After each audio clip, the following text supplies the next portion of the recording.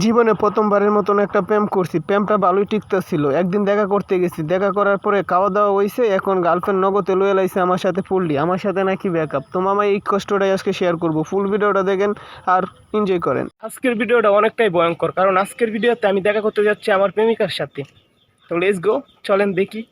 আমার কিন্তু অনেকটা ভয় লাগতেছে।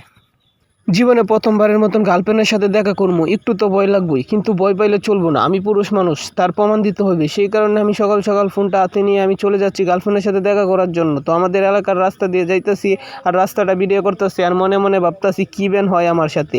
আর এদিক দিয়ে ও আমার ফোন দিছে, ও নাকি আমার জন্য অনেকক্ষণ ধরে বসে রয়েছে। তাই আমি দেরি করলাম না, চলো চলো হাঁটতে যেতে লাগলাম। আর রাস্তা দিয়ে যাইতেছে আর রাস্তাটা ভিডিও করতেছে। আর এদিক দিয়ে আমি অলরেডি গাড়িতে উঠে পড়ছি। আমি একটা মিশু গাড়ি নিছি, ওই গাড়িতেই আমি উঠে পড়ছি। তো একটু সামনেই ও আমার জন্য অপেক্ষা করতেছে। দেখা যাক আজকে আমার কপালে কী আছে।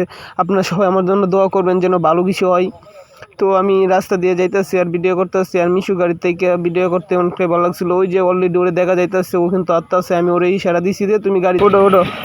তো ওরে আমি মিশু গাড়িতে উঠে নিলাম আর ওর সাথে আমি কথা বলতে লাগলাম। ও বলতেছে ওরে নাকি ওর আম্মু আসতে দিতেছিল না, ও স্কুলের কথা বললে আইসে। আর এই আপনারা তো সবাই জানেন বাংলাদেশে এখন একটা আন্দোলন চলতেছে, এই কারণে স্কুল কলেজ থেকে সব কিছু বন্ধ। তারপরে ও স্কুলের কথা বললে আইসে। ওর মা কিন্তু ওর একটা সন্দেহ করতেছে। এখন ওর রাতে ফোনটা দিয়ে আমি আটতাছি আর ও আমার ভিডিও করতেছে।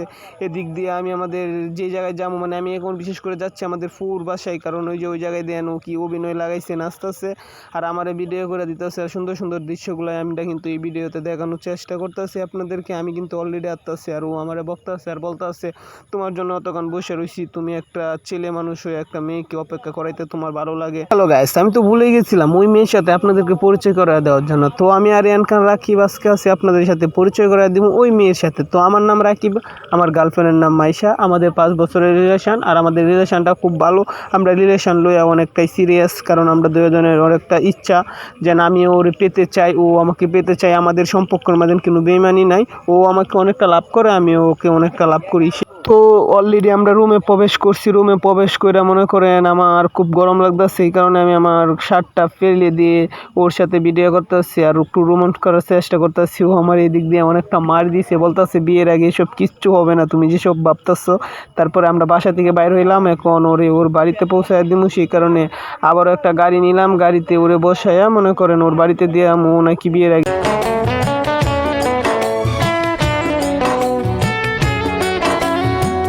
তার পাশে প্রেম।